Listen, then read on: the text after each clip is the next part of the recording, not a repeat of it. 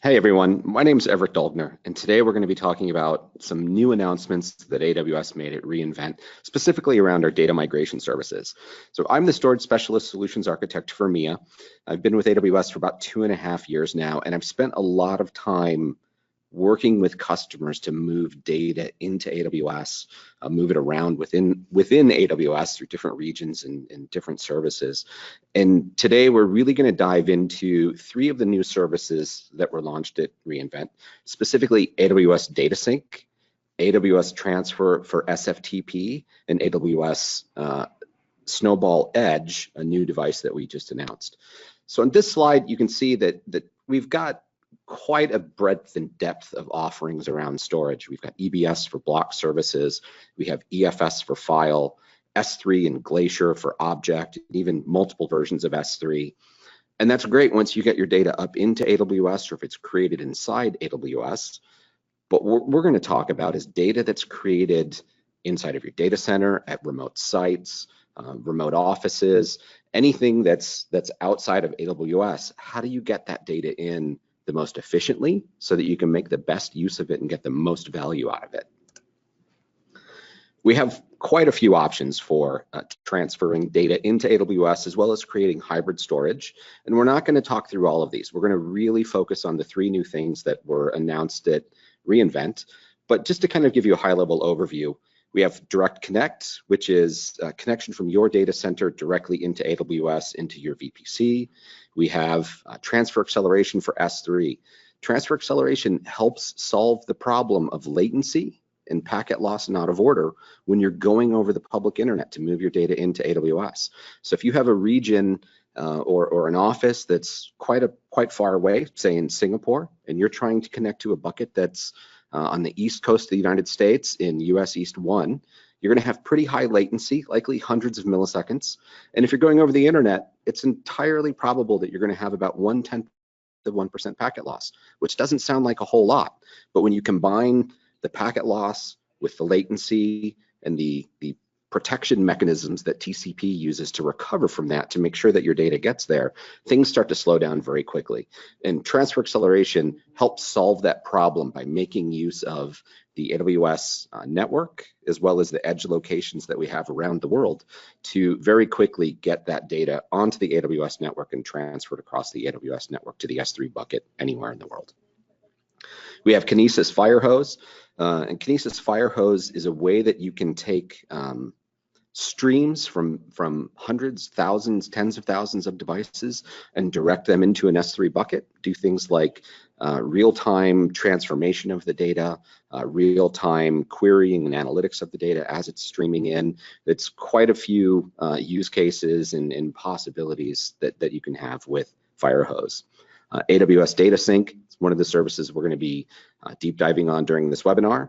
Transfer for SFTP, another service that we're going to deep dive on this webinar. And then we have AWS Snowball. This is something that AWS launched a few years ago, and it's a way that you can transfer data into and out of the cloud using physical devices. So if you have a location that doesn't have enough bandwidth, or maybe the bandwidth just isn't great, and you have a lot of data that you want to move, Snowball is the way to do that. We also have Storage Gateway, which lets you build out hybrid storage environments for file, block, or even virtual tape libraries, so that you can access AWS storage through applications that don't natively support things like the S3 API. Storage Gateway makes it possible for those applications and even end users to take advantage of AWS storage without having to change your application, without having to modify things in your environment. You can stand up the Storage Gateway virtual machine, connect to it, and immediately have access to storage that lives inside of AWS. And then the last thing on the slide is the AWS Snowball Edge. It's like a snowball, but we've added compute to it, and we've added some intelligence onto the device, and we're going to be talking about the new version that was just announced.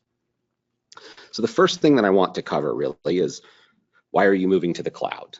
We get this question a lot. We have the conversation about I have data in my data center, or I need to protect things. And sometimes it's just, I want to move to the cloud to save money and to reduce my management burden.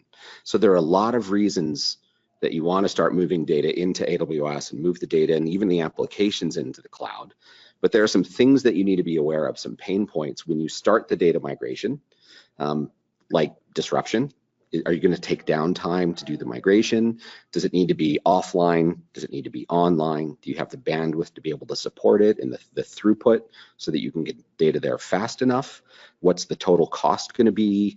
Do you have to refactor your applications or make sure that things are actually going to work correctly once you've moved it all up into the cloud? There are a lot of things to think about as you start the process of moving data in. And at AWS, we have a lot of tools to help you solve those problems. So the first thing that we're going to talk about in depth is the new Snowball Edge. And the Snowball Edge is a way that you can move large amounts of data offline into the cloud. So we launched the original Snowball a few years ago, as I mentioned on a previous slide.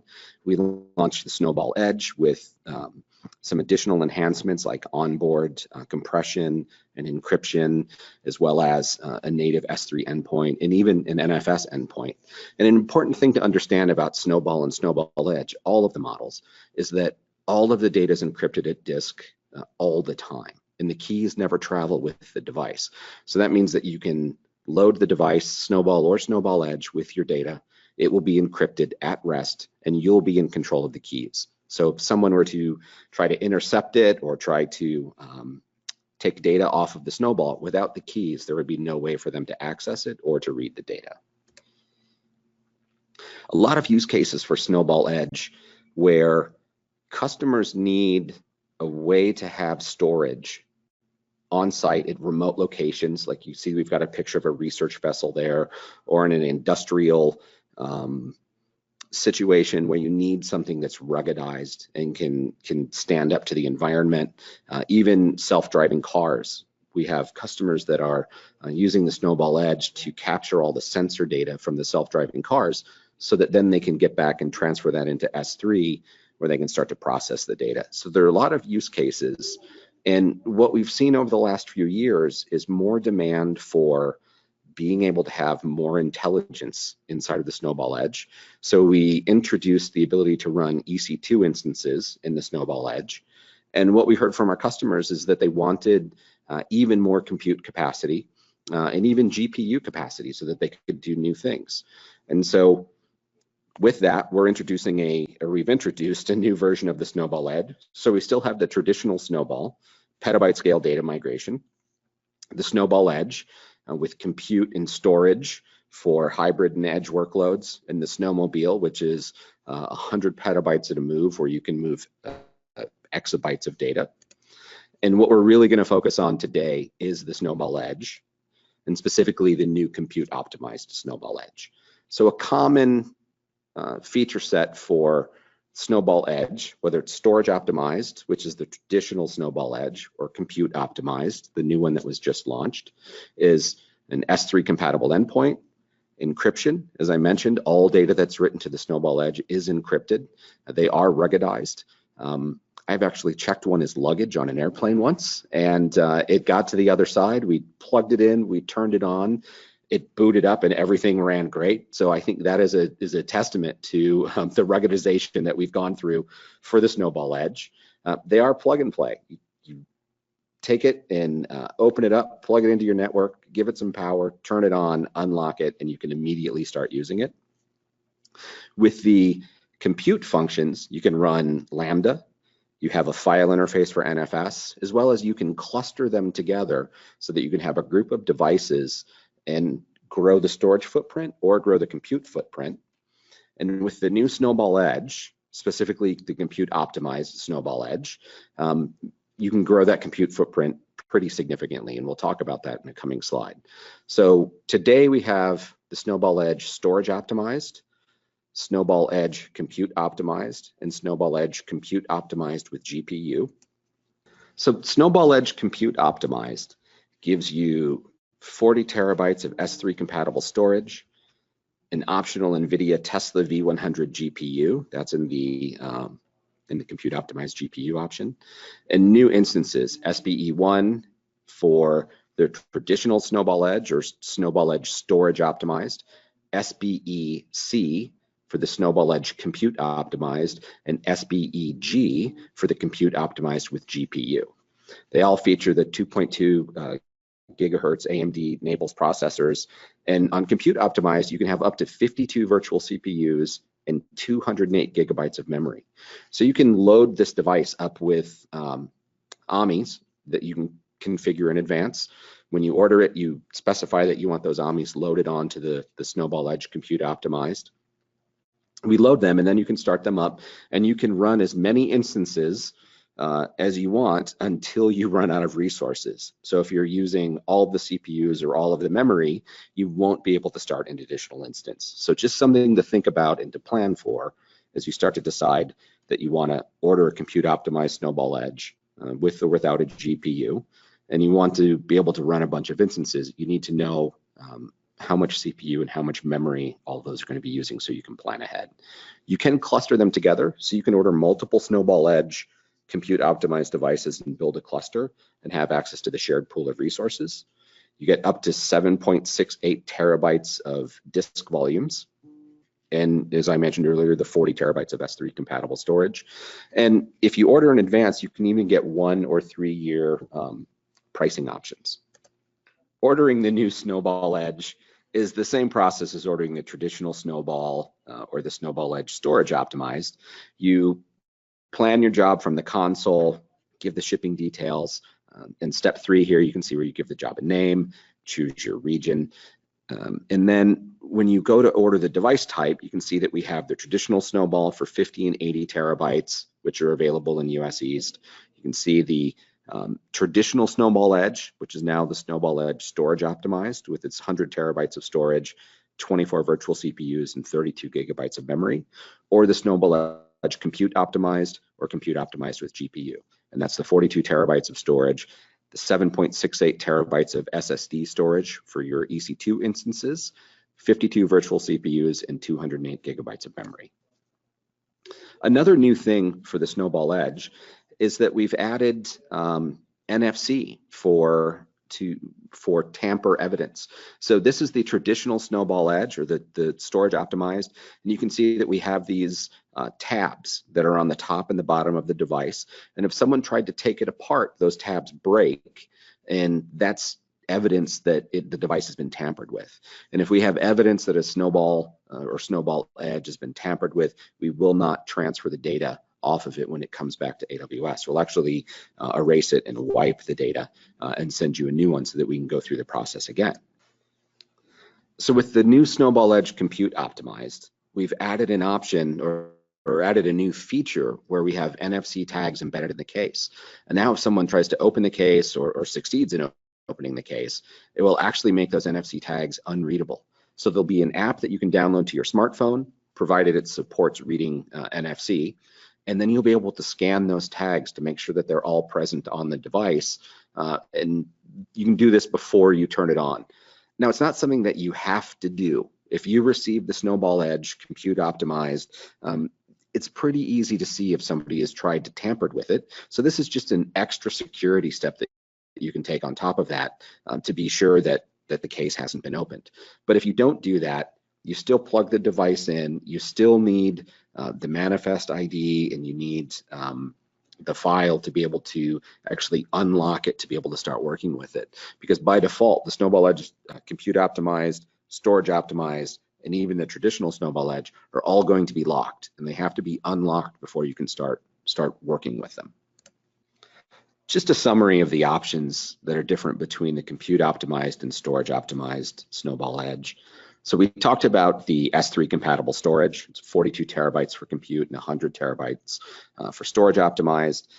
The compute instances comparable to an M5D 2XL for compute or an M4 4XL for storage. The AWS services that are available are the same for both. Lambda, file gateway for NFS access, as well as EC2 instances. And then the big difference is when we start to get into memory, virtual CPUs, and even the optional GPU.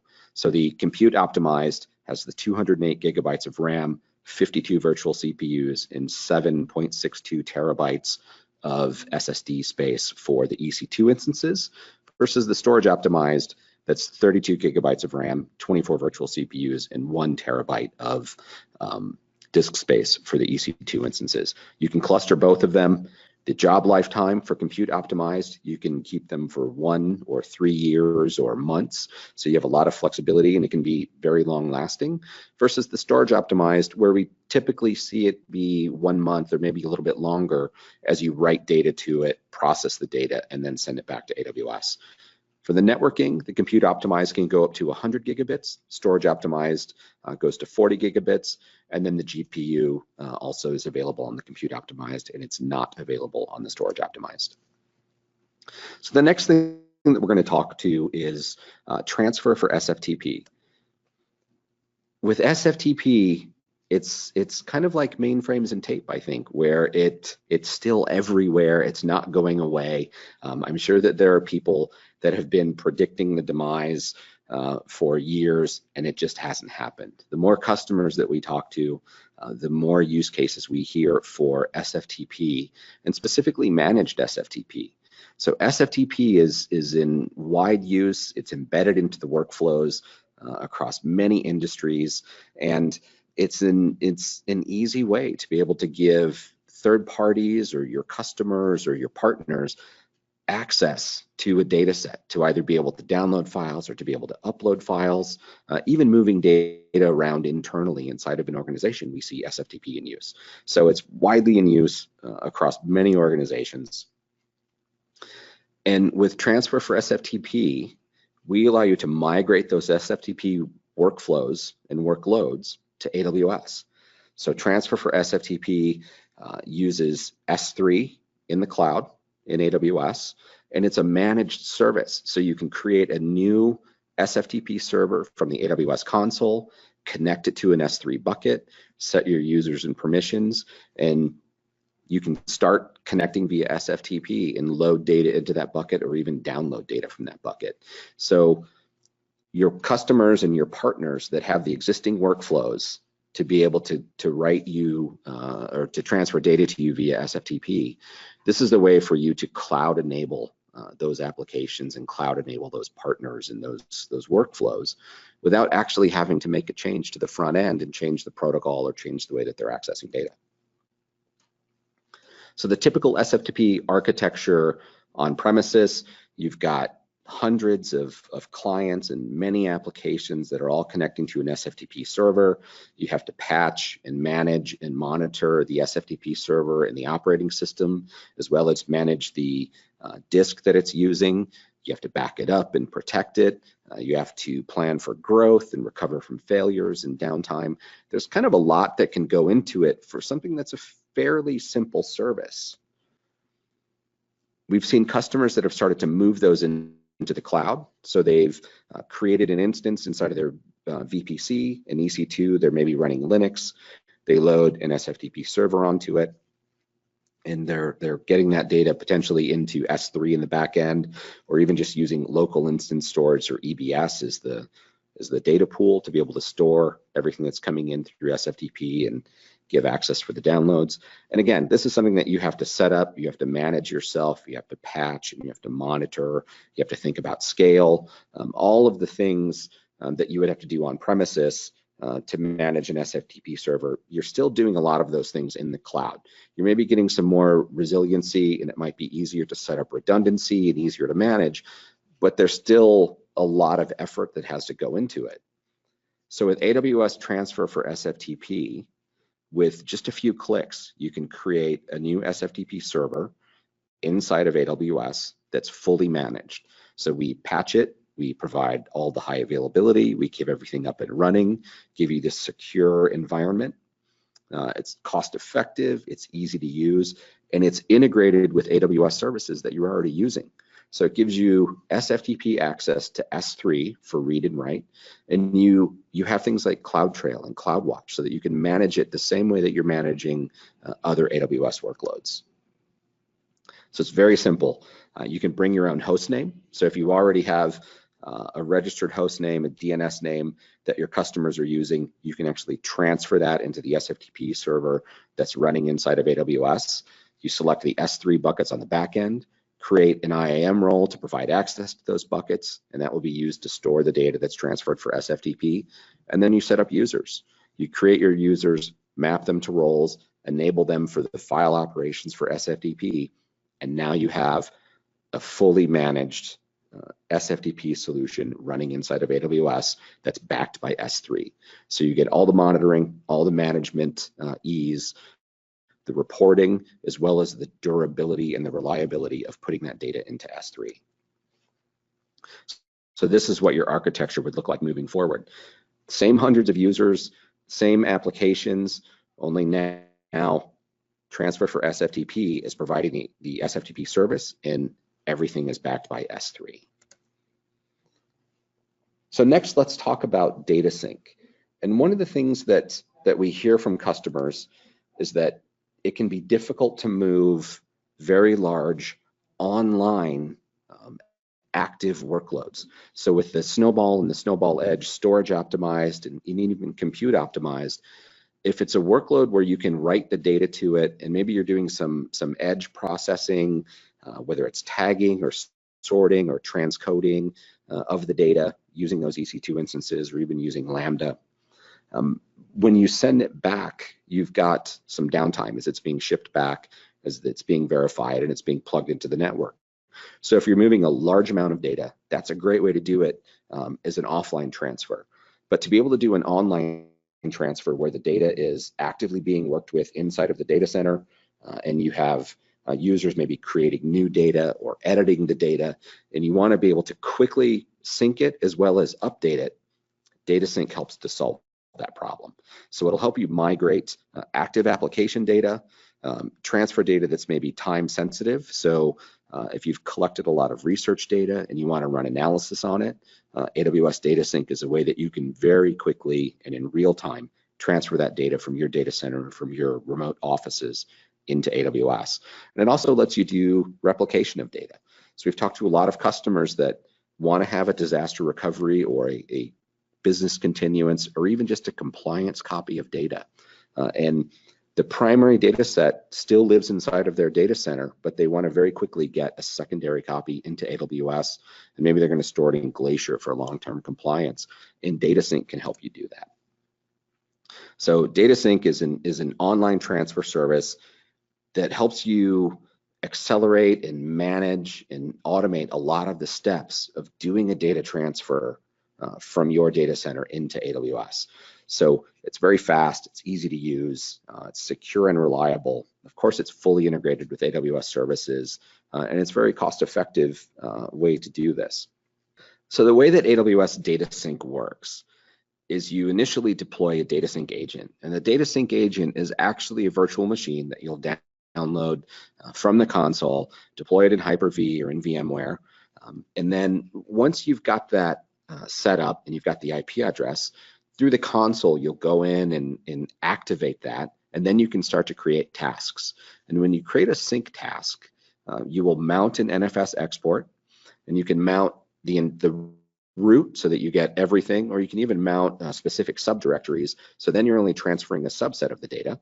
And when we transfer the data, first it's compressed, then it's encrypted, it's sent over a TLS connection where we will create AWS DataSync servers inside of AWS, and those will be fully managed. There'll be one dedicated to each of your DataSync agents, and that's going to unencrypt and uncompress the data, and then it's going to write it into an S3 bucket or EFS file system that you've designated as the target when you create that new sync task.